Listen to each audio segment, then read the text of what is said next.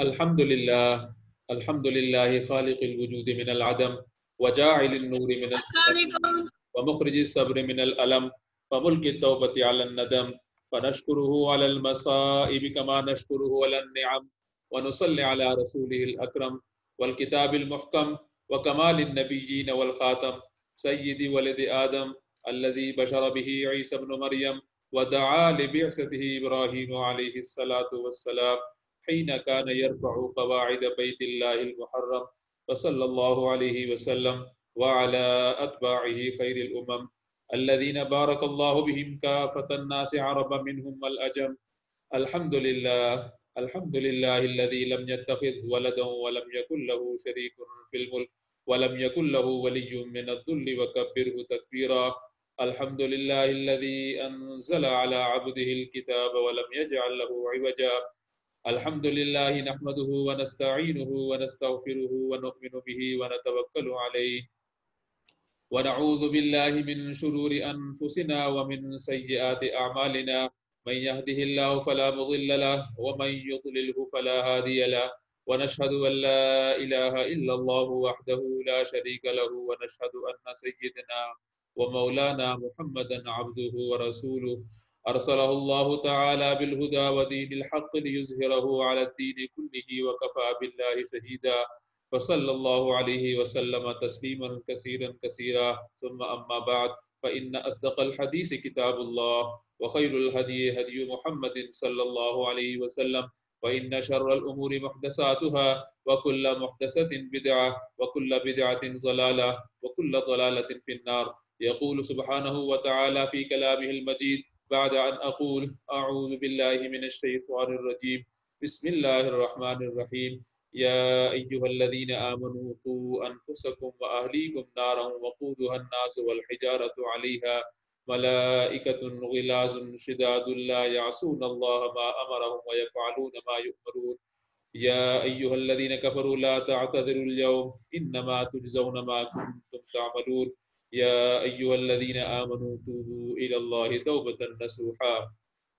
صدق الله العظيم. رب اشرح لي صدري ويسر لي أمري واحلل عقدة من لساني يفقهوا قولي. اللهم ثبتنا عند الموت بلا إله إلا الله اللهم وفقنا لما تحب وترضى آمين یا رب العالمین. میں نے آپ کے سامنے سورہ تحریم کی ایک آیت تلاوت کی. سورہ تحریم مدنی سورت ہے اور مدنی دور کے اندر مسلمان ہر طرح کے موجود تھے. وہ مسلمان بھی تھے جو کہ مکہ سے آئے تھے اور ان کا ایمان بہت مضبوط تھا کیونکہ انہوں نے اپنے اسلام کے لیے بڑی قربانیاں دی تھی. لیکن مدینہ کے دور میں مسلمان بہت سارے ایسے بھی ہو گئے تھے جنہوں نے کوئی قربانیاں نہیں دی تھیں، لہٰذا انہوں نے اسلام کی وہ مشکل وقت نہیں گزارے تھے اور ان کا ایمان بڑا کمزور تھا. اسی وجہ سے منافقین بھی بہت سارے آ گئے تھے جو اپنے مطلب کے لیے مسلمان بنے پھرتے تھے. لہٰذا ان آیات کے اندر محسوس ایسا ہوتا ہے کہ ان مسلمانوں کی بات ہو رہی ہے اور ویسی حالت ہماری بھی موجود ہے اس طریقے کی، تو لہٰذا کوئی ہماری ہی بات چیت ہو رہی ہے. انسان کے لیے معلومات حاصل کرنے کے لیے اللہ تعالیٰ نے حواس خمسہ انسان کو دیے کہ انسان جو ہے وہ دیکھ کر، سن کر اور ٹچ کر کے یہ جو 5 حواس خمسہ ہیں اس کے ذریعے سے علم حاصل کرتا ہے اس دنیا کے اندر. لیکن جو ہمارے ایمانیات کا معاملہ ہے اور ہمارا جو یہ جنت کا اور دوزخ کا اور خدا کے یقین کا، وہ سب اس سے بالاتر ہے کہ انسان ان حواس خمسہ کی بنیاد پر یہ چیزیں بہرحال جج نہیں کر سکتا. اور اس کی بنیاد جو تھی وہ اس سے اوپر کا لیول ہے اور وہ سٹارٹ ہوتا ہے وحی کے علم کے ساتھ. لہٰذا وحی کے علم کے ذریعے سے اللہ تعالیٰ نے نبی کو بتایا اور نبی نے پھر بندوں کو بتایا کہ ایمانیات کے حوالے سے اللہ تعالیٰ کے بارے میں، جنت اور جہنم کے بارے میں ان آیات کے اندر جہنم کا تذکرہ ہے اور مخاطب ایمان والے ہیں. جہنم کی تفصیلات بتائی گئی. انسان کا جو بس ہے وہ عام طور پر انسان اپنے اوپر اس کا ضرور چلتا ہے اور وہ جس سوسائٹی میں رہتا ہے وہ چاہتا ضرور ہے کہ اس کے آس پاس کے جتنے اس کے سوسائٹی والے ہیں اور اس کے بزنس پارٹنر ہیں اور اس کے دفتر والے ہیں اور اس کے جہاں جہاں اس کا حلقہ احباب ہے اس کی بات مانی جائے. لیکن بہرحال وہ اس کا انفلوئنس، اسفیئر آف انفلوئنس اس کا اس طریقے سے کوئی اسٹرانگ نہیں ہوتا کہ ہر کوئی اس کی بات مانے. لیکن بہرحال جو جہاں اس کی بات مانی جا سکتی ہے وہ دو جگہ جو ہیں وہ بہرحال یونانی مسئلے اس بات کو ایڈریس کیا جا سکتا ہے کہ ان جنرل یہ جو دو جگہ ہیں وہاں اس کی بات مان لی جاتی ہے. ایک اس کا اپنا وجود کہ وہ جہاں اپنے آپ کو جہاں لے جانا چاہتا ہے وہاں لے جاتا ہے، جو سوچتا ہے وہ اس طرح جا سکتا ہے، اور جو کچھ کرنا چاہتا ہے وہ کر لیتا ہے. اور دوسرا اس کے گھر والے. لہٰذا ان آیات کے اندر اللہ تعالیٰ نے مخاطب کیا ایمان والوں کو، یا ایھا الذین آمنوا قوا انفسکم واہلیکم نارا، اے ایمان والو بچاؤ اپنے آپ کو اور اپنے اہل خانہ کو جہنم کی آگ سے. یہ جو اپنے آپ کو یعنی کم سے کم کی بات ہو رہی ہے، اور آس پاس کے جتنے لوگ ہیں یعنی اسفیئر آف انفلوئنس انسان کا جو بھی ہے وہ کم سے کم جو ہے وہ یہی ہے کہ انسان کا اپنا وجود اور اس کے جو اپنے اہل خانہ کے آس پاس کے جو اس کے رشتہ دار ہیں، اپنے بیوی بچے ہیں، وہ ان کی بات ہو رہی ہے کہ ان کو جہنم کی آگ سے بچاؤ. اور اس کے بعد اللہ تعالیٰ نے جہنم کی تفصیلات بتانا شروع کر دی. قوا انفسکم واہلیکم نارا وقودها الناس والحجارۃ علیہا، کہ جس کا ایندھن جو ہے وہ پتھر اور انسان ہوں گے. یعنی پتھر جو ہے اس کا جلنا، ہم کوئلے کا جلنا تو دیکھتے ہیں، لیکن پتھر کا جلنا اور پھر وہ آگ جو ہے احادیث کے اندر آتا ہے کہ وہ آگ اس دنیا کی آگ کی طرح نہیں ہوگی بلکہ سیاہ آگ ہوگی. لہٰذا اس کی سختی اور اس کی جو تپش ہے اس کا اندازہ اس کی فیول سے لگایا جا سکتا ہے کہ اس کا فیول جو ہے وہ پتھر ہے. اس دنیا کے اندر انسان کو جب تکلیف آتی ہے تو یا تو انسان اس تکلیف سے مر ہی جاتا ہے، اور اگر تکلیف اس سے ہٹا لی جاتی ہے تو اگر اس نے مرنا نہیں ہے تو تکلیف بہرحال اس کے وقت کے ساتھ ساتھ کم ہو جاتی ہے. لیکن آخرت کی تکلیف میں یہ دونوں باتیں موجود نہیں ہیں. نہ ہی اس کو موت آنی ہے انسان کو اس تکلیف کی وجہ سے، اور نہ ہی وقت گزرنے کے ساتھ وہ تکلیف کم پڑنی ہے، بلکہ اس میں زیادہ اضافہ تو ہو سکتا ہے لیکن کمی کا کوئی چانس نہیں ہے. لہٰذا جب انسان اس دنیاوی زندگی میں کسی تکلیف میں مبتلا ہوتا ہے، سب باتوں کو وہ چھوڑ دیتا ہے اور وہ کسی طرف اس کا دھیان نہیں جاتا، اور صرف اس تکلیف کے ختم ہونے کے بارے میں سوچتا رہتا ہے کہ کس طریقے سے میری یہ تکلیف ختم ہو جائے. لیکن وہاں کی صورتحال کیا ہے جہنم کی، کہ اس کے جو ایندھن ہے وقودها الناس والحجارۃ علیہا ملائکۃ غلاظ شداد لا یعصون اللہ ما امرهم، کہ وہاں ایک تو ایندھن کا بتایا گیا اور پھر بتایا گیا کہ وہاں ایسے فرشتے جو ہیں وہ موجود ہوں گے جو کہ بہت ہی غضبناک ہوں گے، اور وہ صرف اور صرف اللہ تعالیٰ کے احکامات پر عمل کریں گے. اور جو الفاظ آئے وَيَفْعَلُونَ مَا يُؤْمَرُونَ، کہ یفعلون فعل کے حوالے سے ہے کہ وہ کرتے ہیں جو کچھ ان کو حکم دیا جاتا ہے، اور ایک عربی کے اندر یعملون عمل کے حوالے سے بھی ایک یہ ورب آتا ہے، یعنی دو ورب ہیں. اور اس میں مفسرین کہتے ہیں کہ یفعلون کا ورب جو ہے وہ بغیر سوچے سمجھے والا فعل ہے، اور جو یعملون والا ہے وہ سمجھنے کے بعد جو ہے وہ یہ فعل ہے. تو یعنی وہ فرشتے جو ہیں وہ انہوں نے بالکل اس بات پہ سوچنا نہیں کہ میں نے مسلمان کو میں یہ تکلیف دے رہا ہوں اور اللہ تعالیٰ نے مجھے اس کا حکم دیا ہے اور وہ چیخ و پکار کر رہا ہے تو لہٰذا میں اس پر کچھ نرمی کھا لوں، بلکہ اللہ تعالیٰ نے فرمایا وَيَفْعَلُونَ مَا يُؤْمَرُونَ، وہ کرتے ہیں جو اس کا انہیں حکم دیا جاتا ہے. لہٰذا ایک سخت قسم کا جہنم کا نقشہ کھینچا گیا، اور اس سے بھی سخت بات کہ ایمان والوں کے لیے یا ایھا الذین آمنوا کے الفاظ سے اس چیز کا شروع ہوتا ہے. یہ بات تو شروع ہوئی ایمان والوں کے لیے، تو یہ جو ایمان والا ہے یہ دنیا کے حوالے سے ہے کہ دنیا میں وہ ایمان والا تھا، لیکن اس نے کبھی اللہ تعالیٰ کی پرواہ نہیں کی. اپنے احکامات کے ذریعے سے، اپنے وضاقتہ کے ذریعے سے، اپنی زندگی میں جس کی زندگی گزاری، یہ اس کی جو زندگی تھی وہ بالکل نافرمانی کی زندگی تھی، اور اس کی زندگی اور کافر کی زندگی میں کوئی فرق نہیں، ایمان نہ لانے والے کی زندگی میں کوئی فرق نہیں تھا. لہذا اس کا جو دل چاہتا تھا وہ اس دنیا میں کرتا تھا، اور اس کو اور کافر کی زندگی کے درمیان کوئی آئیڈینٹیفائی کر سکے اس کے نام کے علاوہ تو وہ کوئی نہ تھا. لہذا ایمان مومن کو آخرت میں فائدہ نہ دے گا اگر وہ اس کے دل میں داخل نہ ہوا. لہذا وراثت میں کلمہ مل جانا اور آس پاس کے مسلمانوں میں رہنا اور مسلمان والے نام ہونا یہ کافی نہیں ہے. اس آیت کی روح سے انسان اس دنیا کے اندر جس چیز کو اہمیت دیتا ہے اس پر اپنی صلاحیتیں، اپنا وقت، اپنا مال اور اس پر اپنی سوچ لگاتا ہے، اور اس کے بارے میں پلاننگ بھی کرتا ہے. کیا میری دل میں ایمان داخل ہوا اور اس پہ میری توانائیاں لگتی ہیں یا پیسہ لگتا ہے یا اس کے بارے میں سوچتا ہوں؟ ان سوالوں کا جواب ہم سب اپنے اپنے بارے میں دے سکتے ہیں. اگر جواب اسبات میں ہے چاہے کسی درجے میں ہی ہو، تو بڑی اچھی بات ہے، اللہ تعالیٰ کا شکر ادا کرنا چاہیے۔ اور اگر جواب نہیں ہے تو انسان ہم سب کو اس وقت پوری پریشانی میں مبتلا ہو جانا چاہیے کہ کہیں ہم ان آیات کا مصداق تو بننے نہیں جا رہے۔ جب انسان کے دل میں ایمان داخل ہی نہیں ہوتا تو اس دنیا کی نظر میں تو وہ بہرحال مسلمان ہی کہلاتا ہے، لیکن آخرت میں اس سے یہ ٹائٹل بھی چھین لیا جاتا ہے ایمان والا، اس لیے کہ جو اگلی آیت آتی ہے یا ایھا الذین کفروا، کہ اے کافرو، یعنی وہی لوگ جو مسلمان تھے، مخاطب وہی چلے آ رہے ہیں جو اس دنیا کے ٹائٹل کے حساب سے مسلمان تھے، اور اللہ تعالیٰ نے ان سے وہ ٹائٹل بھی چھین لیا، ان کو فرمایا کہ اے کافرو۔ قرآن مجید کے اندر اس طریقے سے کافروں کو کہیں مخاطب نہیں کیا گیا اتنی عزت کے ساتھ، کیونکہ یہاں جو مخاطب تھے وہ مسلمان ہی تھے، لہذا فرمایا گیا یا ایھا الذین کفروا لا تعتذروا اليوم، آج کے دن کوئی اپنی معذرتیں پیش نہ کرو۔ یعنی بیسیکلی یہ وہ لوگ ہیں جو کہ مسلمان تھے، مسلمان جیسے کام کرتے تھے اور مسلمان معاشرے میں رہتے تھے، لیکن ان کے دل میں بہرحال ایمان داخل نہیں ہوا اور انہوں نے اپنی زندگی اپنے اللہ تعالیٰ کے احکامات کے مطابق نہیں گزاری، لہٰذا اللہ تعالیٰ نے ان سے وہ ٹائٹل ہی چھین لیا، اور ان کا تو یہ خیال تھا کہ ہمیں جو ہے وہ مسلمانوں والا ایک ٹریٹمنٹ کیا جائے گا، لیکن بال صورتحال مشکل نکلی، اور یہی چیز اللہ تعالیٰ نے ایک اور آیت کے اندر فرمائی کہ لا ينفع مال ولا بنون الا من اتى الله بقلب سلیم، کہ اس دن نہ ہی مال اور نہ ہی بچے اولاد کسی کام آئیں گے، اگر کوئی چیز اللہ تعالیٰ کے پاس کام آئے گی وہ الا من اتى الله بقلب سلیم، کہ جو شخص قلب سلیم کے ساتھ آیا، ایمان والے دل کے ساتھ آیا، تو وہی جو ہے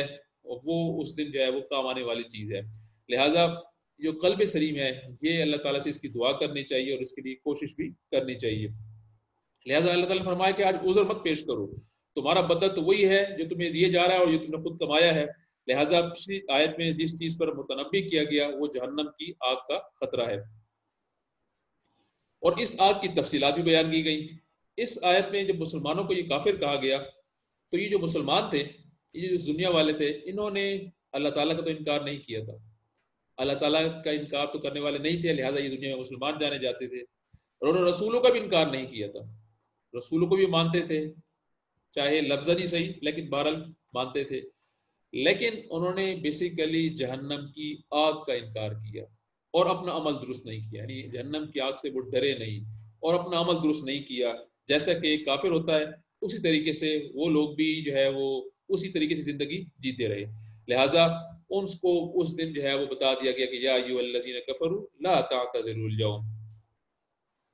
جو عام کافر ہیں وہ عقیدہ کی وجہ سے جہنم میں جائیں گے، لیکن یہ مسلمان جو ہیں، اس طرح کے جو مسلمان دنیاوی مسلمان، یہ اپنے عمل کی وجہ سے جہنم میں جائیں گے۔ اور پھر اللہ تعالیٰ نے یہ سب کچھ ہمیں آج بتا دیا ہے، ایک فاسٹ فارورڈ اللہ تعالیٰ نے ایک ریکیپ کیا ہمیں، اس قیامت والے دن ہمیں اللہ تعالیٰ وہاں لے گئے، اور اس کے بعد یہ پورا نقشہ ہمارے سامنے کھینچا، اور اس کے بعد ہم دوبارہ اس دنیا میں آ رہے ہیں، یعنی دوبارہ اللہ تعالیٰ واپس آ رہے ہیں، اور اگلے آیت میں فرمایا یا ایھا الذین آمنوا، دوبارہ سے ٹائٹل، کیونکہ اب دوبارہ دنیا کے اندر آ گئے ہیں اور دوبارہ انہی لوگوں سے بات ہو رہی ہے جو کہ مسلمان ہیں، کہ یا ایھا الذین آمنوا توبوا الی اللہ توبۃ نصوحا، اے ایمان والو سچی توبہ کرو جیسا کہ توبہ کرنے کا حق ہے۔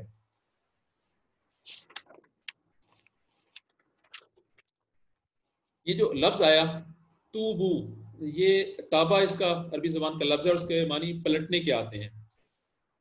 والدین اپنے بچوں کو کسی برے کام سے روکتے ہیں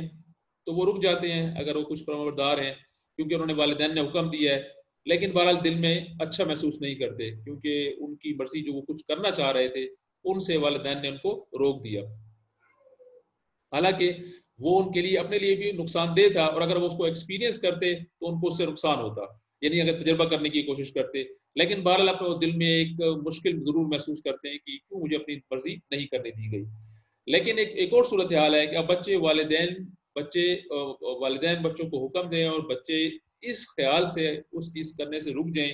کہ ہمارے والدین ہمارے لیے اچھا ہی سوچتے ہوں گے، اور اگر مجھے کسی کام سے منع کیا گیا ہے تو اس میں میری بہتری ہی ہوگی، اور والدین کی محبت کی وجہ سے وہ یہ کام کرنے سے رک جاتے ہیں۔ لہٰذا اب جو یہ چیز اگر والدین کو پتہ چلے کہ میرے بچے نے میرا حکم مانا اور اس محبت کی وجہ سے مانا، جو محبت کا رشتہ اس کے اور بچے کے درمیان قائم ہے، تو بچوں کا اور والدین کا جو رشتہ قائم ہوگا وہ ایک بڑے ہی زبردست قسم کا ہوگا اور آئیڈیل قسم کا ہوگا، جس کو الفاظ میں بیان کرنے سے میں بیان کرنا مشکل کام ہے۔ یہی کچھ اللہ تعالیٰ اپنے بندے سے چاہتا ہے کہ اللہ تعالیٰ نے پچھلی آیات کے اندر جہنم سے ڈراوا دیا اور بتایا کہ وہ جہنم کی کیسی سخت قسم کی ہوگی، اور اس آیت کے اندر بہت ہی پیار بھرے الفاظ میں فرمایا گیا کہ یا ایھا الذین آمنوا توبوا، اے ایمان والو توبہ کر لو، اللہ کی طرف پلٹ آؤ اور اپنی زندگی کو اللہ تعالیٰ کے بتائے ہوئے احکامات کے مطابق ہی گزارو گے تو تمہارا ہی فائدہ ہے اس کے اندر، اور اللہ تم سے محبت رکھتا ہے۔ یہ سورہ عمران کے اندر آتا ہے قل ان کنتم تحبون اللہ فاتبعونی یحببکم اللہ ویغفر لکم ذنوبکم واللہ غفور رحیم، کہہ دیجئے اگر تم